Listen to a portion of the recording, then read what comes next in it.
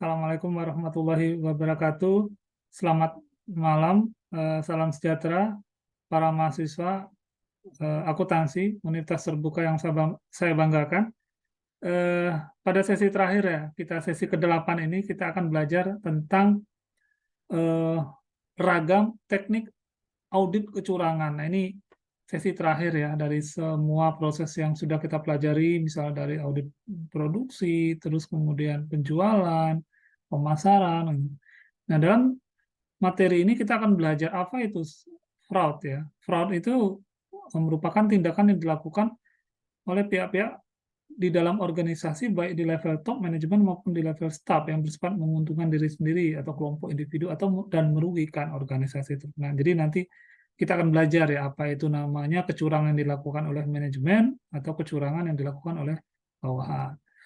Nah, jenis-jenis fraud mungkin teman-teman sudah tahu ya, misalnya kayak korupsi, penyimpangan atas aset, atau kecurangan laporan keuangan, financial statement fraud ya. Kemudian apa itu konflik kepentingan, penyuapan, penerimaan tidak sah, pemerasan secara ekonomi, misalnya itu korupsi ya, bentuk-bentuk of corruption.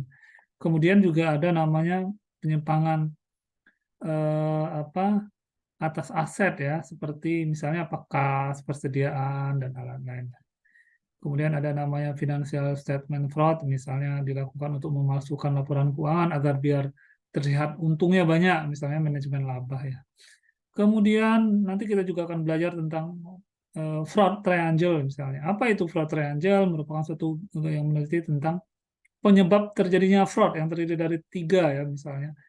Tekanan, kesempatan, dan rasionalisasi. Kemudian ada fraud diamond yang lebih fokus pada tekanan, kesempatan, rasionalisasi, dan kapabilitas. Nah, kemudian kan ada lagi fraud pentagon. Kemudian pendeteksian kecurangan juga kita akan pelajari ya, kecurangan misalnya. Kemudian juga nanti jenis-jenis red flag yang sering terjadi, misalnya manajer terlibat persisian dalam perusahaan, misalnya ciri-cirinya ya kayak gitu. Nah, ini memang banyak ya ragam audit kecurangan ya, teknik audit kecurangan. Nanti juga kita akan belajar tentang white collar crime, tentang kejahatan kera putih yang memang banyak ya terjadi, misalnya malpraktek, korupsi, dan kolusi. Kemudian ada investigasi kecurangan, misalnya dari penelaahan informasi, perencanaan pemeriksaan, pelaksanaan, pelaporan, dan tidak lanjut. Nah, itu ya garis-garis besar dari proses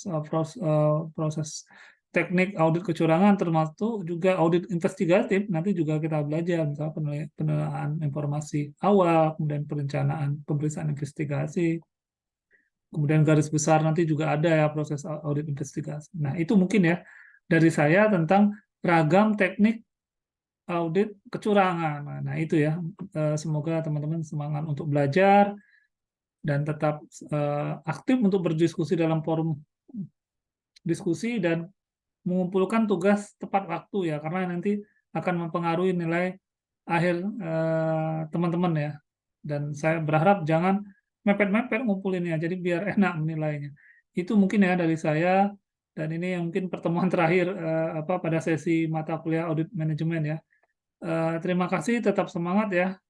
Salam sukses bagi mahasiswa-mahasiswa UT yang saya banggakan. Bila taufiq wa hidayah. Wassalamualaikum warahmatullahi wabarakatuh. Selamat malam.